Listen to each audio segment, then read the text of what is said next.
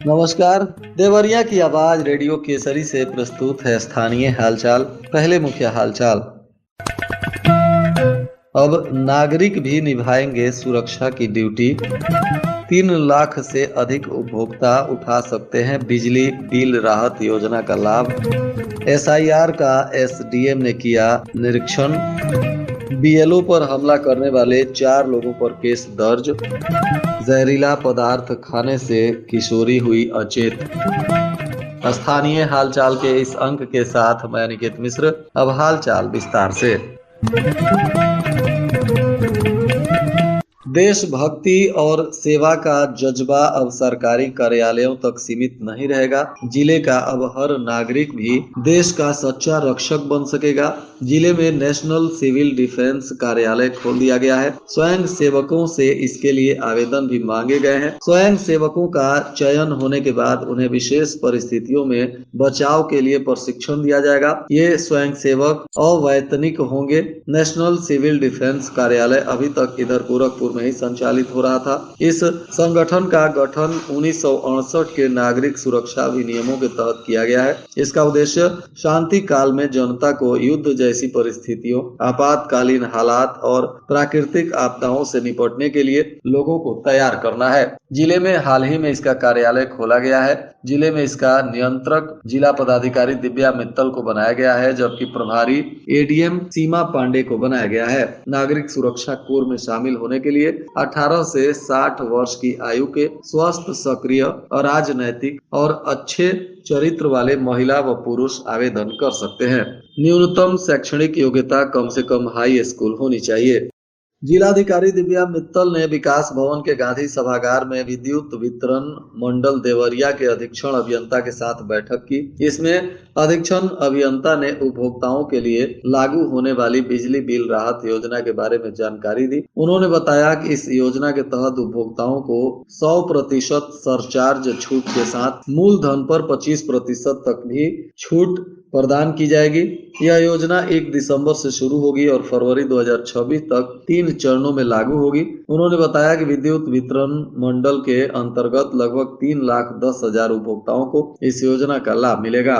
मंडल के 4 वितरण खंडों में लगभग 4,80,000 उपभोक्ता पंजीकृत हैं, जिनमें से केवल 10 से 15% उपभोक्ता नियमित बिल भुगतान करते हैं, जबकि शेष उपभोक्ता बिलों का भुगतान समय से नहीं करने के कारण विलंब शुल्क का बोझ झेलते हैं। ऐसे उपभोक्ताओं को राहत देने के लिए सरकार ने पुनः एक मुश्त समाधान योजना लागू की है। इसके तहत घरेलू तथा 1 किलोवाट तक के वाणिज्यिक उपभोक्ताओं को सरचार्ज और विलंब शुल्क में 100% छूट तथा एक मुश्त भुगतान पर मूलधन में 25% तक की छूट मिलेगी।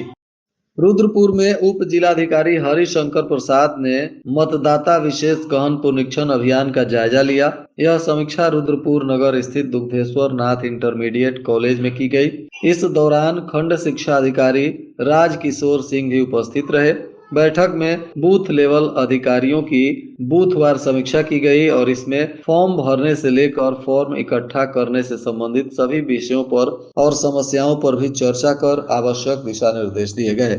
इधर गौरी बाजार थाना क्षेत्र के ग्राम बखरा खास में एक किशोरी ने जहरीला पदार्थ खा लिया। तबीयत बिगड़ने के बाद उसे पीएचसी गौरी बाजार में भर्ती कराया गया, जहां डॉक्टरों ने प्राथमिक उपचार के बाद उसे मेडिकल कॉलेज रेफर कर दिया। बताया जा रहा है कि पीड़ित युवती का नाम सबीना खातून है, जो घर परिवार में किसी बात से नाराज होकर जहरीला पदार्थ खा ली, जिससे उसका तबीयत बिगड़ गया। फिलहाल मेडिकल कॉलेज में इस किशोरी का इलाज चल रहा है।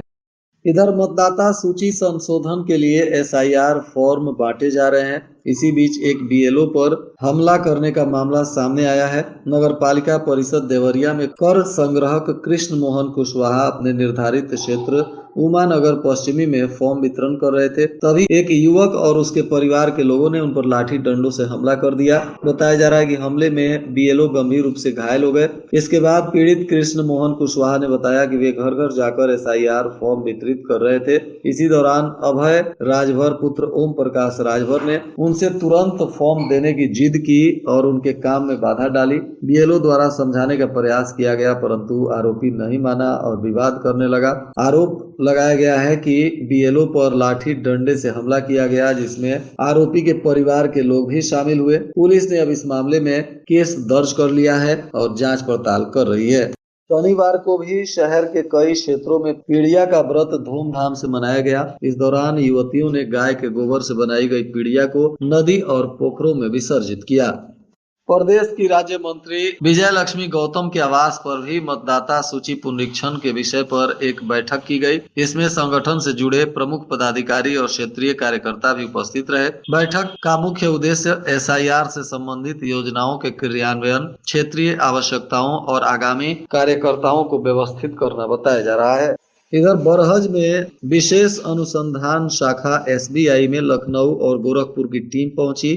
इस दौरान शहर के ही एक विवाह भवन में टैक्स चोरी के मामले में फाइलों को खंगाला गया। लगभग 2 घंटे की जांच में टीम को हालांकि कुछ अहम सुराग नहीं मिले, परंतु टैक्स चोरी के संदर्भ में जब टीम जांच पड़ताल करने लगी तो पूरे इलाके में हड़कंप मच गया। पुलिस अधीक्षक संजीव सुमन ने देवरिया पुलिस लाइन का विस्तृत निरीक्षण किया। इस दौरान सभी महत्वपूर्ण शाखाओं और व्यवस्थाओं की गहन समीक्षा कर आवश्यक दिशा निर्देश दिए गए। जनपद के सभी थानों पर थाना समाधान दिवस का आयोजन किया गया। इस दौरान समस्त थानों पर राजस्व के अधिकारी और पुलिस के अधिकारी मौजूद रहे। जनता की समस्याओं को सुना गया और संयुक्त रूप से राजस्व और पुलिस की टीम के द्वारा मौके पर पहुंचकर कई समस्याओं का निस्तारण भी कराया गया। पुलिस अधीक्षक संजीव सुमन के निर्देशन में जनपद में बेहतर जन सुनवाई और पुलिस के उत्तरदायित्व निर्धारण को लेकर संवेदनशीलता बढ़ाने और बेहतर पारदर्शिता बढ़ाने के लिए थाना दिवस पर डेस्क सिस्टम के तहत सभी थानों पर हल्का प्रभारी बीट पुलिस पदाधिकारी के द्वारा अपने अपने हल्का बीट की डेस्क लगाकर जन समस्याओं को सुना गया और गुणवत्तापूर्ण निस्तारण भी कराया गया। पुलिस अधीक्षक के निर्देशानुसार यातायात पुलिस ने भी यातायात माह नवंबर 2025 के तहत अभियान चलाया। इस दौरान बिना हेलमेट, गलत नंबर प्लेट और 3 सवारी वाले वाहनों पर कार्रवाई की गई। स्टंट करने वालों के विरुद्ध भी कार्रवाई हुई। सड़कों पर अवैध पार्किंग करने वालों के विरुद्ध भी चालान किया गया। इस दौरान बताया जा रहा है कि 151 वाहनों का ई चालान हुआ और 5 वाहनों को सीज किया गया।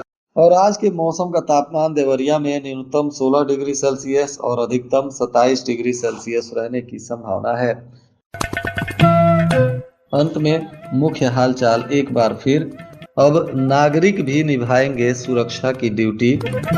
3 लाख से अधिक उपभोक्ता उठा सकते हैं बिजली बिल राहत योजना का लाभ। एसआईआर का एसडीएम ने किया निरीक्षण।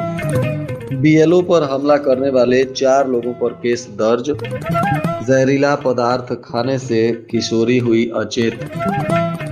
इसके साथ ही रेडियो केसरी से प्रसारित स्थानीय हालचाल का यह अंक समाप्त हुआ। नमस्कार।